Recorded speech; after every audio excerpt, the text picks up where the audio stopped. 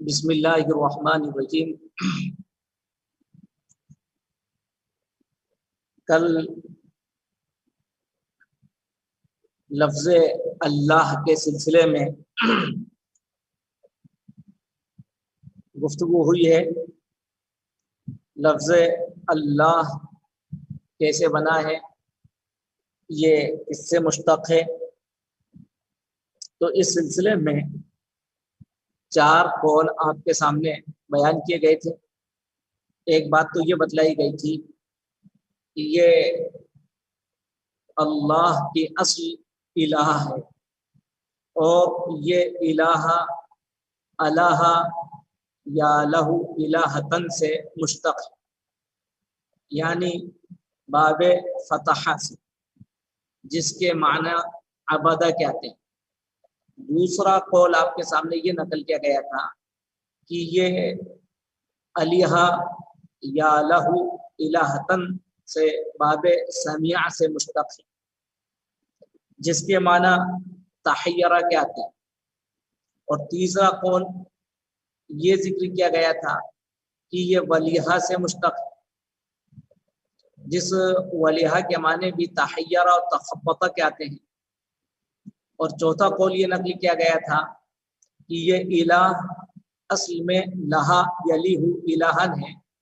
لیہن و لہن ہے، جس کے معنی احتجب و ارتفاع کہتے ہیں۔ تو یہ 4 قول یہاں نقل کیے گئے تھے، اور ایک 5واں قول وہ ابھی آج کے درس میں آئے گا کہ یہ لا ہا ہے، یہ سریانی زبان کا لفظ ہے، اور اس سے پھر اس میں تبدیلی کر کر اس کو الہ بنایا گیا ہے۔ تو آپ یہ سمجھ لیجئے کہ الہ کے سلسلے میں، اس کے اشتقاق کے سلسلے میں 5 اقوال بنیادی ہیں۔ اور نمبر 1 یہ کہ وہ باب فتح سے الہ سے مشتق ہے۔ نمبر 2 یہ کہ وہ الہ سے مشتق ہے۔ نمبر 3 یہ کہ وہ ولیحہ سے مشتق ہے۔ اور نمبر 4 یہ کہ وہ لہا سے مشتق ہے۔ اور نمبر 5 آج آئے گا کہ وہ لہا سریانی زبان کا لفظ ہے، جس میں تبدیلی ہوئی ہے۔ اچھا، اب ایک تفصیل اور آپ کے سامنے وہ کل گزر چکی ہے، وہ یہ ہے کہ الہ باب سمیعہ سے یہ مشتق ہے، جس کے معنی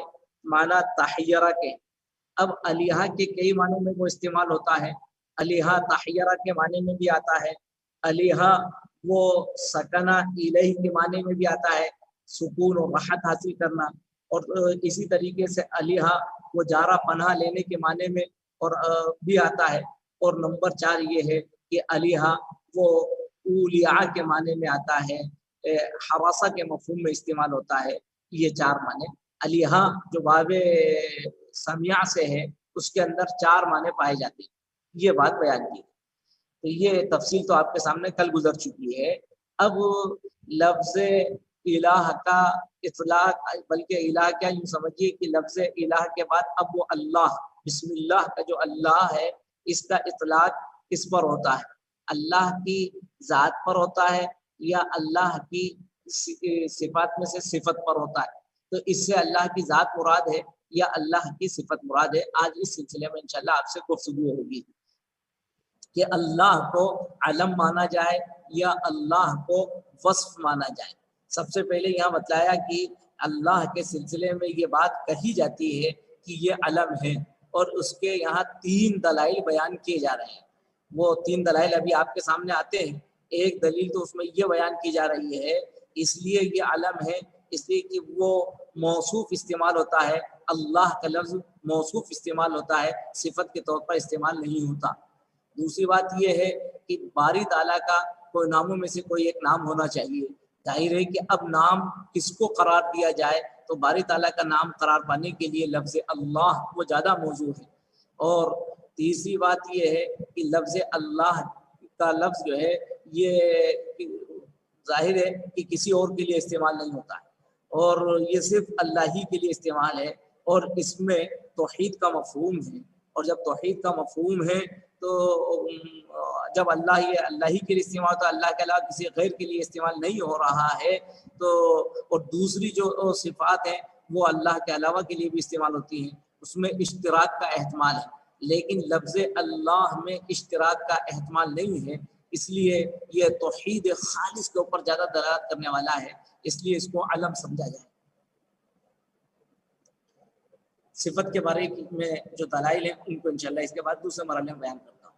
وقیل علم لذاتہ المخصوصہ، بتایا جاتا ہے کہ لفظ اللہ، بسم اللہ کا اللہ یہ علم ہے، علم لذاتہ المخصوصہ، اور یہ اس کی ذات مخصوصہ کا علم ہے، اور اس کی سب سے پہلی دلیل یہ ہے لأنہ یوصف ولا یوصف بہ، لأنہ یوصف اس لیے کہ اس کی صفت لائی جاتی ہے، ولا یوصف بہ اور اس کے ذریعے سے صفت نہیں لائی جاتی، یعنی اس کو صفت نہیں بنایا جاتا، ولا یوصف بہ، تو جس کا مفہوم ہم یوں ادا کر سکتے ہیں لأنہ یوصف، اس لیے کہ وہ موصوف ہوتا ہے، ولا یوصف بہ اور اس کو صفت نہیں بنایا جاتا۔ ظاہر ہے کہ یہ اس کے علم ہونے کی، اب آپ جہاں جہاں بھی اللہ کے لفظ کا استعمال دیکھیں گے تو موصوف کی حیثیت سے دیکھیں گے، صفت کی حیثیت سے نہیں۔ دوسری بات یہ ہے وَلِأَنَّهُ لَا بُدَّ لَهُ مِنْ اسْمٍ تَجْرِي عَلَيْهِ صِفَاتُهُ، اللہ کا جو ذات باری تعالیٰ ہے اس کے لیے ایک نام ہونا ضروری تھا، وَلِأَنَّهُ لَا بُدَّ لَهُ مِنْ اسْمٍ، اس کا ایک اسم ایک نام ہونا ضروری ہے، تجری علیہ صفاتہ جس پر اس کی صفات کا اطلاق ہو، اس کی صفات جس پر جاری کی جا سکے، اور ولا یصلح له مما یطلق علیہ سوا، اور اس نام بننے کے لیے ولا یصلح له مما یطلق علیہ، ولا یصلح له اس کے علاوہ یعنی کوئی اور دوسرا لفظ نہیں ہے جس کے اوپر اس بات کا اطلاق کیا جا سکے سوائے اللہ کے، یعنی اللہ کو نام بنایا جا سکتا ہے، اس کو علم بنایا جا سکتا ہے، اللہ کے علاوہ کوئی دوسرا لفظ ایسا نہیں ہے جس کو علم کی حیثیت دی جا سکے۔ لأنه لا بد له من اسم تجري عليه صفاته ولا يصلح له مما يطلق عليه سواه، ولأنه لو كان وصفا لم يكن قوله لا إله إلا الله توحيدا۔ اور تیسری بات یہ کہی جا رہی ہے اس لیے وَلِأَنَّهُ لَوْ كَانَ وَصْفًا، اگر ہم لفظ اللہ کو وصف مان لیں، لم یکن قوله لا الہ الا اللہ توحیدا، تو پھر یہ لا الہ الا اللہ یہ توحید خالص نہیں ہوگا، جیسے لا الہ الا الرحمن یہ توحید خالص نہیں ہے، کیوں؟ فَأَنَّهُ لَا يَمْنَعُ الشِّرْكَ، اس لیے کہ یہ پھر شرکت سے مانے نہیں ہوگا، اس لیے کہ وصف جو ہے وہ دوسروں میں بھی مشترک ہو جاتا ہے، اور جب دوسروں میں مشترک ہو جاتا ہے اگر اللہ کو وصف مان لیا جائے گا تو پھر ظاہر ہے اس میں دوسروں کی بھی شرکت ہو سکتی ہے، اور جب دوسروں کی شرکت ہو جائے گی تو توحید خالص کے اوپر یہ لفظ دلالت نہیں کرے گا، اس لیے اللہ کو ہم نے علم مانا اور یہ اللہ تعالیٰ کے ساتھ خاص مانا، اور یہ کسی دوسرے کے لیے ہم نے اس کو نہیں سمجھا، لہذا اس میں کسی اور کا اشتراک نہیں ہے، اور اگر ہم اس کو وصف قرار دیں گے تو پھر یہ اس میں دوسرے کا اشتراک ہو جائے گا، اور اشتراک ہونے کی وجہ سے توحید خالص باقی نہیں رہے گی۔ فَأَنَّهُ لَا يَمْنَعُ الشِّرْكَ، اس لیے کہ اگر ہم اس کو وصف مان لیں گے تو پھر یہ شرکت غیر سے مانے نہیں ہوگا۔ ایک قول تو یہ نقل کیا گیا۔ اب دوسرا قول جو امام بیضاوی کا رجحان بھی ہے اس کو بیان کیا جا رہا ہے وَلَهَذَا أَنَّهُ وَصْفٌ فِي أَصْلِهِ، اور ظاہر بات تو یہ ہے أَنَّهُ وَصْفٌ، کہ بسم اللہ میں جو اللہ ہے اور اللہ کا لفظ یہ وصف ہے فی اصلہ اپنی اصل کے اعتبار سے، لیکنہ لما غلب علیہ، لیکن جب یہ اللہ کے لیے کثرت سے استعمال ہونے لگا اور اسی چیز کے اوپر یہ غالب آ گیا، بحیث لا یستعمل فی غیرہ، اس طور پر کہ یہ اللہ کے علاوہ کسی اور کے لیے اس کا استعمال نہیں ہوتا، وصار کالعلم، تو پھر یہ علم کی حیثیت اختیار کر گیا۔ اپنی اصل کے اعتبار سے تو یہ وصف ہے، لیکن کثرت استعمال کی وجہ سے اس کو علم کی حیثیت حاصل ہو گئی، جیسے کہ سریا اور سعید یہ دونوں لفظ جو ہیں یہ اپنے اندر عموم رکھتے ہیں، یہ بطور وصف کے یوں استعمال ہوتے تھے، لیکن کثرت استعمال کی وجہ سے ان کو علم کی حیثیت مل گئی ہے۔ سریا جو ہے یہ سروا کی جمع کے طور پر استعمال ہوا، سروا کہتے ہیں مالدار کو، مالدار خاتون کو کہا جا سکتا ہے، لیکن سریا پھر یہ ستارے کے لیے یہ لفظ استعمال ہونے لگا، تو مخصوص ستارے کے لیے لفظ استعمال ہونے لگا اور یہ علم کی حیثیت اختیار کر گیا۔ اسی طریقے سے سعید، یہ تو ظاہر ہے کہ یہ کڑک آواز کے لیے، کڑک کے لیے لفظ استعمال ہوتا ہے، لیکن خویلد بن نفیل کے لیے یہ بطور لقب کے یہ استعمال ہوا تو یہ اس کے لیے علم کی حیثیت اختیار کر گیا۔ تو جیسے یہ کثرت استعمال کی وجہ سریہ اور سعید علم کی حیثیت اختیار کر گئے، اسی طرح سے لفظ اللہ اپنی حقیقت کے اعتبار سے تو وصف ہے، لیکن کثرت استعمال کی وجہ سے یہ ذات باری تعالیٰ کے لیے استعمال ہوتا ہے، وہ علم کی حیثیت اختیار کر گیا۔ اجری مجراہ فی اجراء الوصف علیہ و امتناع الوصف به وعدم تطرق احتمال الشدۃ الیہ۔ اور آگے بات بتلائی گئی لما غلب علیہ، جب یہ اللہ کے لیے کثرت سے استعمال ہونے لگا، جب اس کے لیے غالب اس پر غالب آ گیا، اجری مجراہ یعنی یہ وصف تھا، لیکن جب کثرت استعمال سے یہ علم کی حیثیت اختیار کر گیا، اجریہ مجراہ، تو یہ بس اب اسی کے لیے اجریہ مجراہ کا مطلب یہ ہے یعنی اجری الوصف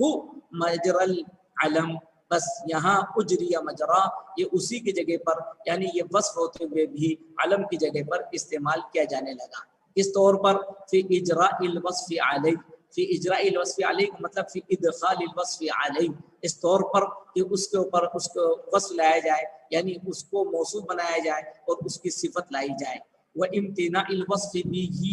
و امتناع الوصف بھی، اور اس کے ذریعے سے صفت نہ لائی جائے یعنی اس کو صفت نہ بنایا جائے، وعدم تطرق احتمال الشرکت الیہ، اور اس طور پر کہ شرکت کا کہ شمول کا احتمال اس میں اب نہیں ہے، وعدم تطرق احتمال الشرکہ، شرکت کے احتمال کے صلاحیت نہ کرنے کی وجہ سے یہ وجوہات بیان کی گئیں۔ والازہر، پھر ایک مرتبہ سن لیجیے، والازہر، اور زیادہ ظاہر اور باہر بات یہی ہے، زیادہ نمایاں بات یہ ہے، انہ وصف فی اصلہ، کہ لفظ اللہ اپنی اصل کے اعتبار سے یہ وصف ہے، لیکنہ لما غلب علیہ، لیکن جب یہ اللہ کے لیے غالب آ گیا اس طور پر بحیث لا یستعمل فی غیرہ، اللہ کے علاوہ کے لیے اس کو استعمال نہیں کیا جاتا ہے، وصار کالعلم، تو اس کو علم کی حیثیت حاصل ہو گئی۔ جیسے سریہ اور سعید یہ تو وصفی کے معنی ہے، یہ ہر ایک کے لیے استعمال ہو سکتے تھے، جو بھی کوئی مالدار ہو اس خاتون کو سروا اور سریہ ان کو کہا جا سکتا تھا، لیکن اب یہ ستارے کے لیے اور سعید کا لفظ جیسے کہ خویلد بن نفیل کے لیے خاص طور سے یہ استعمال ہونے لگا اور یہ علم کی حیثیت اختیار کر گئے، تو اسی طرح سے لفظ اللہ وہ علم کی حیثیت اختیار کر گیا ہے اور وہ ایک اللہ کے لیے ہی استعمال ہوتا ہے۔ اجری مجراہ فی اجراء الوصف علیہ، اور اس سے پہلے جو علم ہونے کی جو دلائل دیے گئے تھے انہیں کو یہاں پہ دوبارہ اس طور سے بیان کیا گیا کہ جب اس کو علم کی ہے وصف لیکن علم کی حیثیت دے دی گئی اجریہ مجراہ، تو اس کو اس کی جگہ پر جاری کر دیا گیا یعنی علم کی جگہ پر جاری کر دیا گیا۔ اجریہ یعنی اجری الوصف، وصف کو مجراہ اے مجرى العلم، علم کی جگہ پر اس کو جاری کر دیا گیا، کس طور پر فی اجراء الوصف علیہ، اجراء کا مطلب ادخال، فی ادخال الوصف علیہ، اس طور پر کہ اس کا وصف لایا جاتا ہے، وہ امتناع الوصف بھی، اور اس کے ذریعے سے وصف لانا ممنوع قرار پاتا ہے یعنی اس کو موصوف بنایا جاتا ہے اور اس کو صفت نہیں بنایا جاتا۔ فی اجراء الوصف علیہ سے تعبیر ہے یعنی اس پر وصف جاری کر دیا جاتا ہے، وصف اس کے اوپر لایا جائے، اس کا وصف لایا جاتا ہے یعنی اس کو موصوف بنایا جاتا ہے۔ وہ امتناع الوصف بھی کا مطلب یہ کہ اس کے ذریعے سے وصف ممنوع ہے یعنی اس کو صفت نہیں بنایا جاتا۔ وعدم تطرق احتمال الشرکت الیہ، اور اب اس میں شرکت کا احتمال سرایت نہ کرنے کی وجہ سے، تطرق کے معنی ہے تطرق الیہ کے معنی آتے ہیں کسی چیز کا کسی چیز میں سرایت کر جانا، تو وہ عدم تطرق احتمال الشرکت الیہ، اور جب یہ علم کے طور پر استعمال ہونے لگا تو ظاہر ہے کہ اب اس میں شرکت کا احتمال نہیں رہا۔ اگر وصف کے طور پر ہی استعمال ہوتا تو اس میں شرکت کا احتمال رہتا، جیسے کہ بہت سے اوصاف باری تعالیٰ وہ ہیں، لیکن ظاہر ہے کہ اب وہ مثال کے طور پر رحیم کا لفظ ہے تو رحیم اللہ کی صفت ہے، لیکن یہ اللہ کے رسول کے لیے بھی استعمال ہوئی ہے، آپ کے رحیم تھے۔ اسی طرح سے جو دوسری صفات ہیں وہ کسی نہ کسی نوعیت سے دوسروں کے لیے استعمال ہو جاتی ہیں، لیکن اللہ کا لفظ ہے وہ کسی کے لیے استعمال نہیں ہوتا ہے، تو وہ عدم تطرق احتمال شرکت الیہ، اور اس میں شرکت کا احتمال نہ ہونے کی وجہ سے۔ لأن ذاته من حيث هو بلا اعتبار أمر آخر حقيقي أو غيره غير معقول للبشر. یا اس کو بھی سمجھ لیجیے. اور اس کی علت والازہر انہ وصف، اور یہ زیادہ نمایاں ہے کہ یہ وصف ہے. اس کی دلیل اور مزید یہ دیتے ہیں لأن ذاتہ، اس لیے کہ اللہ کی ذات تو وہ ہے، لأن ذاتہ من حیث ہوا غیر معقول للبشر، اس کا تعلق یہاں سے لأن ذاتہ، اس لیے کہ اللہ کی ذات من حیث ہوا، وہ اپنے وجود کے اعتبار سے وہ ہے غیر معقول للبشر، جو انسانوں کی عقل کے اندر آنے والی نہیں ہے. یعنی انسان کی عقل اس کا ادراک نہیں کر سکتی ہے. بلا اعتبار امر آخر، جب تک کہ اس میں کسی آخر سے مراد بلا اعتبار وصف آخر، جب تک کہ وصف کسی دوسرے وصف کا اعتبار نہ کیا جائے. وہ وصف چاہے حقیقی بھی ہو سکتا ہے، جیسے کہ جس کا تعلق براہ راست اس کی ذات سے ہو، جیسے کہ علم و قدرت، او غیرہ، یا یہ کہ اس کا تعلق اس کی ذات سے علاوہ سے بھی ہو سکتا ہے، جیسے کہ اللہ کی صفت رزاقیت اور اللہ کی صفت خالقیت. فلا يمكن ان يدل عليه بلفظ، تو یہ ممکن نہیں ہے کہ اللہ کی ذات پر کسی ایک لفظ سے دلالت کی جائے، اس لیے یہ وصف ہے اور یہ اللہ کی ذات کے لیے یہ علم نہیں ہے. فلا يمكن ان يدل عليه بلفظ. آگے بتلاتے ہیں وَلِأَنَّهُ لَوْ دَلَّ عَلَى مُجَرَّدِ ذَاتِهِ الْمَخْصُوص لَمَا أَفَادَ ظَاهِرُ قَوْلِهِ تَعَالَى وَهُوَ اللَّهُ فِي السَّمَاوَاتِ مَعْنًا صَحِيحًا. اگر ان لوگوں کی بات جو یوں کہتے ہیں کہ یہ اللہ کی ذات کے لیے علم ہے، اگر اس کو مان لیا جائے وَلِأَنَّهُ لَوْ دَلَّ عَلَى مُجَرَّدِ ذَاتِهِ، اور اگر یہ لفظ اللہ دلالت کرتا ہے محض اس کی مخصوص ذات پر، تو پھر ایک اشکال قائم ہو جائے گا، اور وہ اشکال کیا اس آیت کریمہ پر ہوگا وَهُوَ اللَّهُ فِي السَّمَاوَاتِ، اور وہ اللہ آسمان میں ہے. یعنی اس اللہ کی ذات آسمان میں ہے، تو کیا آسمان میں یا اس کی ذات صرف زمین میں، اور کیا زمین اور آسمان کے علاوہ میں اس کی ذات نہیں ہے؟ اس طرح کے اشکالات سامنے آ جائیں گے. اگر اس لفظ کا اطلاق اگر اللہ کا اس کی ذات کے اوپر کیا جائے وَلِأَنَّهُ لَوْ دَلَّ عَلَى مُجَرَّدِ ذَاتِهِ الْمَخْصُوص، اور اگر وہ لفظ وَلِأَنَّهُ کا مطلب وَلِأَنَّ لفظ اللہ اگر دلالت کرے محض اس کی مخصوص ذات پر لما افاد ظاہر قوله تعالی معنی صحیحا، تو اللہ کے اس قول وَهُوَ اللَّهُ فِي السَّمَاوَاتِ کے ظاہری معنی وہ صحیح نہیں ہوں گے.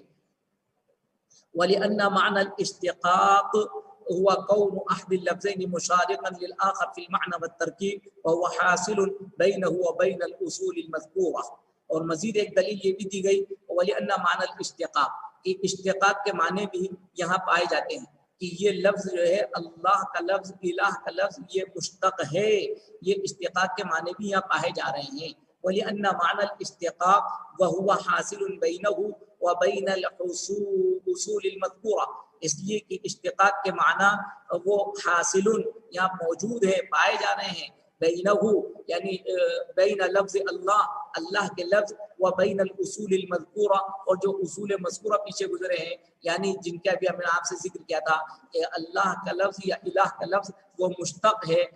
الہ سے یا الہہ سے یا ولیہہ سے. تو یہ جو پیچھے بات گزری ہے اس کی طرف اصول مذکورہ سے ان باتوں کی طرف اشارہ کرنا مذکور ہے.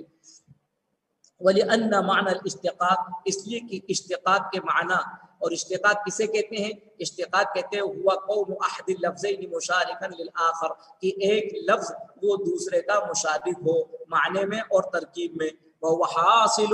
بَيْنَهُ وَبَيْنَ الْأُصُولِ الْمَذْكُورَةِ، اور یہ معنی موجود ہے، پائے جا رہے ہیں الہ کے لفظ میں، اللہ کے لفظ میں اور اصول مذکورہ میں، یعنی ان طریقوں میں، اشتقاق کی ان صورتوں میں جن کا تذکرہ گزر چکا ہے. وقیل اصلہ لہا، اور میں نے آپ سے ذکر کیا تھا کہ الہ کا لفظ وہ مشتق، چار اقوال تو اس سے پہلے گزر ہی چکے ہیں کہ وہ الہ سے مشتق ہے، یا الہہ سے مشتق ہے، یا ولیہہ سے مشتق ہے، یا یہ کہ اس کی اصل لہا ہے. اور اب یہ پانچواں قول یہاں ذکر کیا جا رہا ہے وقیل اصلہ لہا، یعنی الہ کی اصل لہا ہے بالسریانیہ، اور یہ لہا لفظ جو ہے سریانی زبان کا ہے. فعرب، اور اس کو معرب کر لیا گیا ہے اس کو عربی میں ڈھال لیا گیا ہے. اور عربی میں کیسے ڈھالا گیا, لاہا کو کیسے اس کو عربی بنائی گئی, تو اس کو بتایا بحذف الالف الاخیرہ, لاہا کے بعد ہا کے بعد جو الف ہے اس الف کو حذف کر دیا گیا, وادخال اللام علیہ, اور الف لام یہاں شروع میں داخل کر دیا گیا. اس طور پر یہ لاہا کا جب الف محذوف کر دیا جائے اور الف لام شروع میں لایا جائے تو یہ اللہ ہو جائے گا. یہ پانچواں قول ہے کہ الہ وہ مشتق ہے لاہا سے. وتفخیم لامہ اذا انفتح ما قبلہ او انضم سنتا وقیل مطلقا, اور اس کا اللہ کا جو لام ہے یہ تفخیم, اس کو مفخم پڑھا جاتا ہے, پر پڑھا جائے گا. اذا انفتح ما قبلہ, جبکہ اللہ کے پہلے فتح ہو, جیسے امر اللہ, قال اللہ, تو اللہ کے نام کو پر پڑھا جائے گا. اوین ضمہ, یا یہ کہ اللہ سے پہلے ضمہ ہو, یأمر اللہ, یضرب اللہ, تو یہاں جب اللہ کے پہلے اگر فتح ہو یا ضمہ ہو تو اللہ کے نام کو پر پڑھا جائے گا. سنتاً یعنی طریقتاً معروفتاً عند القراء, اور یہ وہ معروف اور معلوف طریقہ ہے جو قراء کے یہاں بہت مشہور ہے. وقیل مطلقاً, اور ایک قول یہ ہے کہ نہیں, اللہ کے نام کو ہر صورت میں پر پڑھا جائے گا, چاہے اس سے قبل فتح ہو, چاہے ضمہ ہو, چاہے کسرہ. اور وقیل مطلقاً, مطلقاً کا مطلب تینوں حالتوں میں اس کو پر پڑھا جائے گا. وحذف الفہ لحن, اور اللہ کے الف کو حذف کرنا, اللہ اس طرح سے پڑھنا, یہ لحن ہے, اور یہ سمجھ کہ لحن جلی ہے. تفسد به الصلاۃ, جس سے نماز فاسد ہو جائے گی. اگر آپ نے اللہ کے الف کو چھوڑ دیا تو یہ لحن ہو جائے گا اور اس کی وجہ سے نماز فاسد ہو جائے گی. ولا ينعقد به صریح الیمین, اور اگر کسی نے اللہ جو کہا واللہ الف کے ساتھ نہیں کہا تو یہ صریح یمین بھی نہیں ہوگی, یعنی اس نے اگر قسم میں استعمال کیا اور الف نہیں یہ بولا تو اس کی یہ صریح قسم بھی منعقد نہیں ہوگی. اور کہا کہ ہاں یہ ہے کہ کبھی کسی شاعر نے کہیں اس طرح سے بغیر الف کے اللہ کو اس نے جو استعمال کر لیا ہے, یہ ضرورت شعری کی وجہ سے ہے. وقد جاء لضرورت الشعر الا لا بارک اللہ فی سہیل واذا ملہ بارک فی الرجال, اس میں محل استشعار اس شعر کے اندر 2 مرتبہ اللہ کا لفظ آیا ہے. تو پہلا والا جو اللہ ہے اس کو شاعر نے بغیر الف کے استعمال کیا ہے, اور دوسرے میں جیسا اللہ کا استعمال ہے وہ صحیح استعمال کیا گیا ہے. تو یہ جو استعمال ہوا ہے وہ ضرورت شعری کے طور پر ہے. شعر یہاں شاعر جو اس کا مخاطب ہے اس کو سلسلے میں اس کو بددعا دی گئی ہے, اور یہ کہا گیا ہے کہ اللہ سہیل نامی ایک شخص ہے, اس کے سلسلے میں کہا کہ اللہ اس میں برکت نہ عطا فرمائے, یعنی اس کی زندگی میں اللہ برکت عطا نہ فرمائے. وَإِذَا مَلَّهُ بَارَكَ فِي الرِّجَالِ, اس وقت میں جب کہ اللہ سارے لوگوں میں برکت عطا فرمائے اس وقت اللہ سہیل کے اندر برکت نہ دے. تو یہ یہاں اول والا لا بارک اللہ, اس کو اللہ میں اس کو الف کے ساتھ نہیں پڑھنا ہے, بغیر الف کے اس کو پڑھا گیا ہے. اور اذا ملہ یہاں الف کے ساتھ پڑھا گیا ہے. ابھی الرحمن اور الرحیم کی تفصیل انشاءاللہ بعد میں ہوگی.